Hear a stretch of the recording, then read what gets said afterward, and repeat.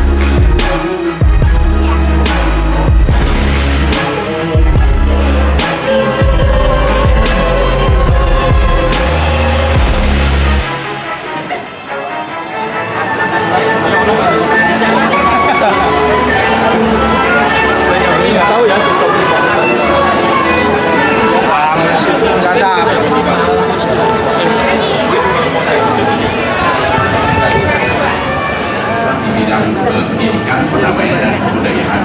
Jadi kita ada di 192 negara dan wilayah. Jadi yang ada di Indonesia namanya jadi Sofagama Indonesia. Dan kita punya 3 pilar yang tadi ya, pendidikan, kebudayaan, dan perdamaian. Biasanya setiap tahun kita kumpul generasi muda dari 192 negara di Jepang. Ya. Sekarang selanjutnya Bibi. Nah, Bibi ini yang menarik ini sebenarnya adalah Bibi ini bahaya ya. Kalau saya kan triple minority ya, udah pertama perempuan ya, Chinese ya kan, Katolik, triple minority. Ini bahaya ini saya nggak bisa ngomong, super minority ya. Kalau kita nggak nongkrong di komunitas agama, pasti kita nggak pernah dengar namanya bahaya ya. Bibi boleh cerita dikit nggak bahaya ini kepercayaan seperti apa?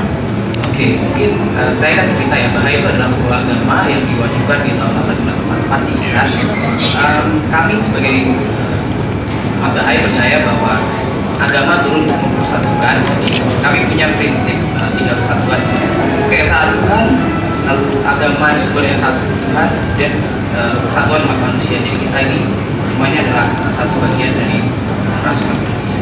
Oke, agama turun untuk mempersatukan. Keren. Nanti kita bahas lagi ya. Oke, berikutnya share dari Peace Project. Boleh cerita dong sedikit, Peace Project itu apa? Jadi kalau secara umum Peace Project itu event yang diselenggarakan oleh Global Peace Foundation, di mana teman-teman dari berbagai lintas agama, lintas budaya, lintas latar belakang lainnya bisa berkumpul dan mengetahui ya bahwa ikut tur keliling di tempat-tempat ibadah yang kita kunjungi. Oke, yang boleh ikut Peace Project ini siapa aja? Boleh siapa saja dari umur berapa aja, tapi kita utamakan lintas agama, lintas budaya, dan lintas latar belakang. Ini ya Chef, nanti kita ulang lagi. Nah ini ada 2 anak SMA, kasih tepuk tangan dong ya. Dari sekolah langsung kemari ya, hebat, dari Kolese Kanisius dan Alizan. Ini 2 sekolah ini udah punya program sendiri ya, udah jalan kurang lebih 3 tahun. Nah, iya benar nggak? 8 tahun. Oh 8 tahun? Kamu umur berapa sih? Kamu udah 8 tahun udah bikin program aja. SMA-nya tak lulus sih. Oke, programnya sudah 8 tahun. Boleh cerita nggak? Kalian ini kolaborasi mengerjakan program apa nih antar sekolah ini? Oke. Sebelumnya perkenalkan, saya Carlo dari Kolese Kanisius dan saya akan menjelaskan tentang program apa sih yang dimaksud dari tadi yang sudah kita kerjakan selama 8 tahun. Jadi program ini cakupannya lebih luas. Kalau tadi mungkin soal agama, kalau ini lebih ke persatuan dan nasional. Maka dari itu Raga Muda merupakan acara untuk menyuarakan suara pemuda yang diikuti oleh seluruh pelajar SMA se-Jabodetabek. Bahkan makanya aku jadi humas, biar orang-orang tuh kenal sama kita, jadi kita lebih bisa menyebarluaskan nilai-nilai perdamaian kita ini. Iya, bahwa agama itu, kepercayaan itu bisa dijadikan bahan diskusi, bahan pembelajaran, bukan bahan debat ya, atau lagi bahan untuk permusuhan ya. Oke, keren. Nah, Perjuangan kita yang mereka sangat awal terus sampai sekarang kita generasi ya saya milenial Gen Z bisa merasakan toleransi yang indah di mana di dunia lagi kacau balau tapi Indonesia masih indah banget toleransinya. Masa sih? Benar. Assalamualaikum warahmatullahi wabarakatuh. Waalaikumsalam warahmatullahi wabarakatuh. Namo Buddhaya, salam kebajikan, rahayu, merdeka. Merdeka. Temanya toleransi. Kita melihat anak muda ini akhir-akhir ini banyak krisis toleransi, ya kan? Banyak egois. Tapi dengan anak muda yang di depan kita ini, Gen Z milenial, kalau bapak kolonial, tapi saya Gideon Ginting. Tapi saya memperhatikan kalau ada anak muda di depan ini berbuat buat bangsa ini, maka toleransi itu akan nyata. Karena apa? Zaman sosial media ini sekarang banyakkan negatif thinkingnya. Namun dengan hadirnya anak muda ini bercerita tentang agama, satu kata luar biasa. Kita semangat, kasih support dan semangat. Katakanlah toleransi itu kepada saudaramu, teman-temanmu, baik di kampus di mana engkau berada. Pak Gideon Ginting, terima kasih banyak Bapak untuk supportnya. Makin semangat ya. Ya ampun, terharu loh aku loh. Malah kita yang dikasih semangat di depan sini ya. Terima kasih. Terima kasih Pak Umar, terima kasih banyak untuk semangatnya, untuk supportnya. Sore, salam sejahtera buat kita semua. Nama saya Babe Ramses dari Aksi Tanggap Kemanusiaan. Kebetulan kalau relawan kami disebutnya jiwa perintis. Juga salah satunya juga ada relawan jiwa perintis untuk perdamaian. Saya tadi tertarik dengan Kak Wibi ya, dengan Pak Bahai ya, dengan Bahainya. Untuk di Indonesia sendiri, kalau apakah ada tempat peribadatannya? Itu yang pertama. Terus yang kedua, apa sih nama tempat peribadatannya? Memang ini baru ya, apa namanya? Kemudian asal dari negara mana? Mungkin bisa diceritakan secara singkat, bisa masuk ke Indonesia, Bahai. Nah, kemudian untuk Kak Jers, dan saya juga pernah ikut programnya Kak Jers di tempatnya Kak Kiki. Iya, saya pernah ikut. Nah, itu sangat menarik untuk kegiatan-kegiatannya. Mungkin ke depan usul saja kita kunjungi dengan agama atau aliran agama yang baru seperti Bahai. Jadi nanti saya tadi di luar ada beberapa yang baru-baru yang saya kunjungi termasuk Bahai. Tadi kebetulan ada narasumber di sini, sekalian saya tanya karena tadi mau nanya di sana terik matahari cukup panas. Jadi saya nggak banyak tanya. Untuk Kak Kiki keren kayaknya, sampai sekarang saya terkesan untuk berkunjung ke sana. Ya paling tidak nanti kami misalkan dari relawan-relawan lain tuh kan aulanya cukup besar, bisa nggak kami bikin kegiatan untuk toleransi, untuk perdamaian di tempat Kak Kiki? Nah, persyaratannya apa Kak? Dari Kak Wibi dulu ya. Ya. Nah, ditanyakan kurang lebih, boleh di-sharing lagi tentang Bahainya. Oke, tadi pertanyaan dari Bapak tentang tempat ibadah teman-teman Bahai di Indonesia. Sejauh ini belum ada Pak di Indonesia. Oke, cuman untuk tempat ibadah memang kita ada namanya Masjidul Adhkar. Jadi itu tempat untuk memuliakan nama Tuhan sebenarnya. Dan semua orang boleh berdoa di sana, apapun latar belakangnya. Pertanyaan yang lain tadi apa ya? Ya, tadi apa nama tempat ibadahnya Kak? Masjidul Adhkar. Masjidul Adhkar itu boleh sedikit gambaran ya, bentuk fisiknya seperti apa? Sejauh ini yang ada di beberapa tempat bentuk fisiknya tuh menyesuaikan dengan budaya lokal yang ada di sana. Oh gitu. Oke, jadi misalnya di Jawa Tengah bisa aja bentuknya joglo. Itu apa gimana nih? Ada pakemnya adalah ada 9 pintu masuk. 9 pintu masuk. Yes. 9 pintu masuk ini yang berfungsi semua ya, semuanya bisa dilewati. Oke, jadi bangunan dengan 9 pintu masuk. Ada altar atau mimbar di depannya? Setahu saya tidak semua ya. Kalaupun ada pun itu yang portable, karena kan itu maksudnya tempat untuk peribadatan berbagai orang yang dari latar belakang. Jadi Oh, sebenarnya open aja ya? Open aja. Bisa dipakai. Oke. Menggunakan kursi atau kita lesehan seperti sekarang? Maksudnya peserta kita kan nggak lesehan ya? Kursi atau lesehan? tergantung budaya lokal sih. Oh, tergantung budaya lokal. Kalau yang di daerah saya kebetulan datang itu di Kamboja karena orang sana kalau berdoa menurut mereka posisi terbaiknya adalah bersila, maka di sana ada kursi. Tapi di beberapa tempat seperti di Jerman, di Amerika itu ada kursi. Oh, tapi yang utama itu adalah 9 pintu ini ya. Pasti ada 9 pintu ya. Oke. Tadi pertanyaan keduanya apa ya? Sejarahnya masuk ke Indonesia. Oh, sama asalnya ya. Asalnya dari Iran tadi. Ya, diwahyukan di Iran. Kemudian awal masuk ke Indonesia ada beberapa kali gelombang yang saya ingat. Cuman dulu ada saudagar dari Iran yang datang ke Indonesia waktu itu ke Raja II. And then ada juga pelopor dari luar Indonesia yang datang ke Indonesia untuk menyebarkan agama. Oh, oke. Jadi aslinya dari Iran, datang ke Indonesia melalui misi perdagangan. Kurang lebih ya? Iya. Syiarnya melalui misi perdagangan. Oke. Menjawab Bapak atau mau ditanggapi lagi? Cukup ya? Oke. Tadi Kak nggak ada pertanyaan ya? Udah penasaran boleh nggak sih sama Mbak? Boleh, tanya dong. Nggak apa-apa. Mau di sebelahan lagi ya kan? Sekalian bikin janji aja kunjungan.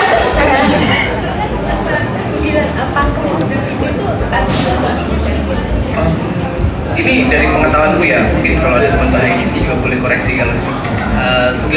Kenapa angka 9? Karena angka 9 itu angka yang paling tinggi. Oke, ya. Oke, Anas Bapak. Mungkin kita boleh phone friend ya. Ada teman-teman bahaya di sini. Kalau ada yang mau bantu jawab, boleh. Atau nanti tolong kunjungin kebunnya ya. Hanya detail di sana ya. Untuk apa tadi? Di yang blok C. Blok C ya, blok C teman-teman ya. Gitu. Oke.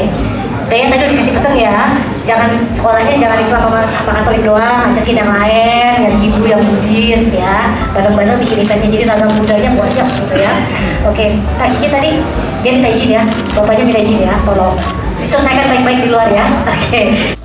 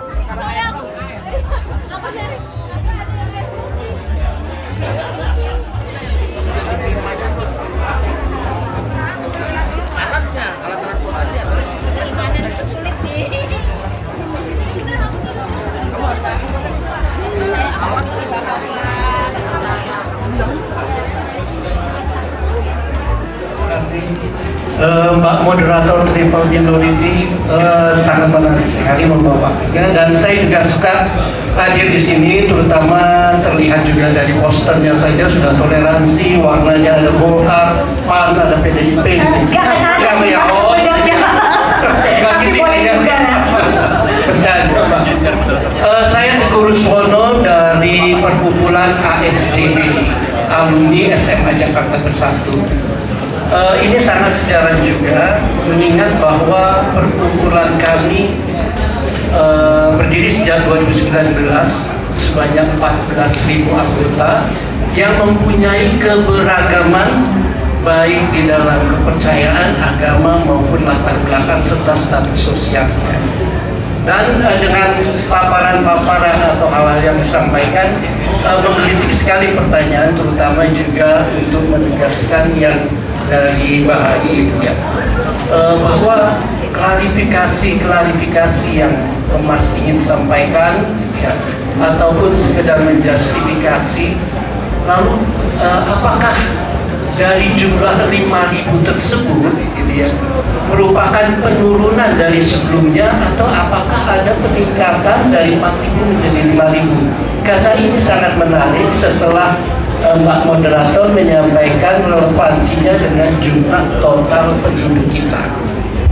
Tentunya kita tidak ingin itu makin menyusut, yang dalam arti setelah ada pertemuan lintas agama, seseorang merasa merasa nyaman dengan suatu keyakinan tentunya juga akan mengkomparasi, membandingkan dengan keyakinan lainnya. Nah, tantangan-tantangan tersebut ya, ataupun klarifikasi tersebut sejauh ini, apakah itu juga menyangkut yang sudah dia settle dengan kepercayaannya kemudian beralih, ataukah memang hanya sekedar untuk mengklarifikasi? Demikian, terima kasih. Thank you, luar biasa. Sih, banyak yang tertarik kan dengan bahaya kan? Benar, kita perlu forum lain kan nih? Oke, mungkin tadi makanya kenapa saya sebut klarifikasinya dalam tanda kutip adalah karena di luar sana banyak berita yang dikeluarkan tanpa melihat sudut pandang dari orang yang memiliki keyakinan itu sendiri. Jadi sebenarnya saya melihat bahwa ruang-ruang inklusif ini bukan sebagai satu ajang untuk promosi agama sih, tapi lebih ke bagaimana saya dapat mengenal teman-teman lain dari latar belakang lain dengan lebih baik. Karena tentu saya sudah kebetulan saya lahir di keluarga yang dari generasi keempat sudah berhaid.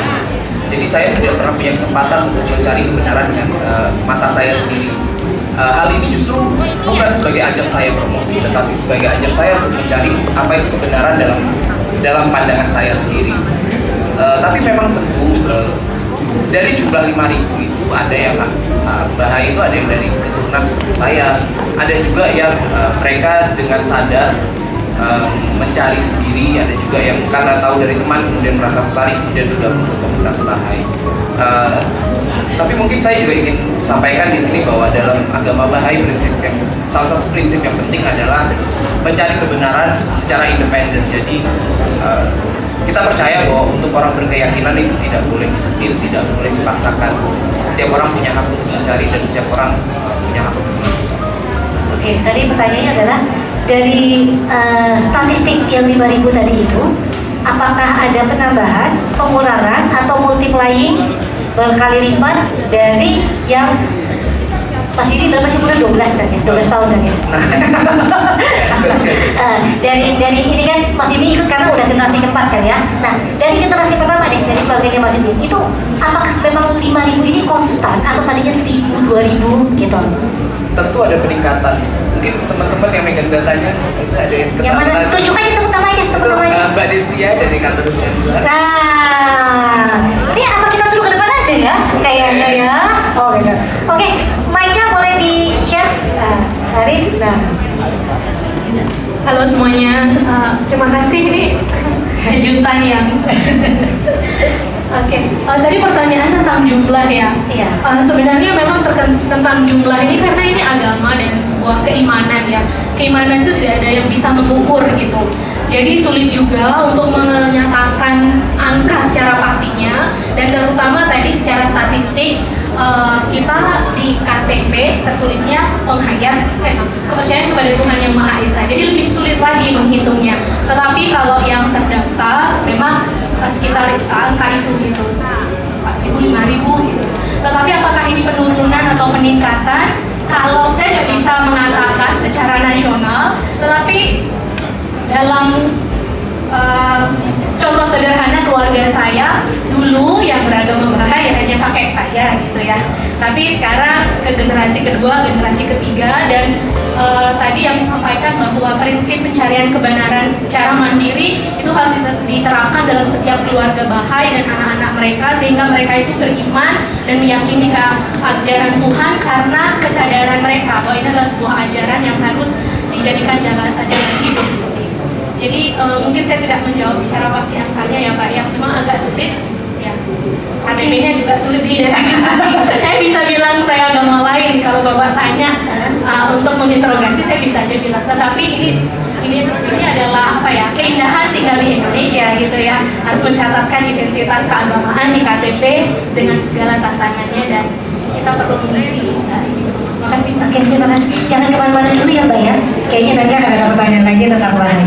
Jadi ini aku suka loh ya. Slow banget nih ya kepercayaannya ya, gitu ya. Sementara kita tahu di luar sana beberapa agama tuh agresif sekali nih rekrutmen nih, gitu ya. Sampai kadang-kadang menghalalkan segala cara. Yang penting warga gua bertambah, gitu. Ini slow banget nih pencarian kebenaran melalui diri sendiri. Hidayah itu harus datang, bukan dipaksain, gitu ya Mbak ya. Cakep, luar biasa. Keren. Selamat sore teman-teman semuanya. Selamat sore yang ada di Festival Toleransi pada sore hari ini. Saya Nisa dari Esoterika Forum Spiritualitas. Saya menyimak walaupun agak sama-sama juga dari teman-teman, khususnya teman-teman muda atau teman-teman Gen Z ya, yang mewakili suara kita, karena saya juga bagian dari Gen Z walaupun ujung banget 97. Saya mengapresiasi pertama dari langkah teman-teman yang sudah memulai untuk memberikan ruang atau mengedukasi teman-teman dalam hal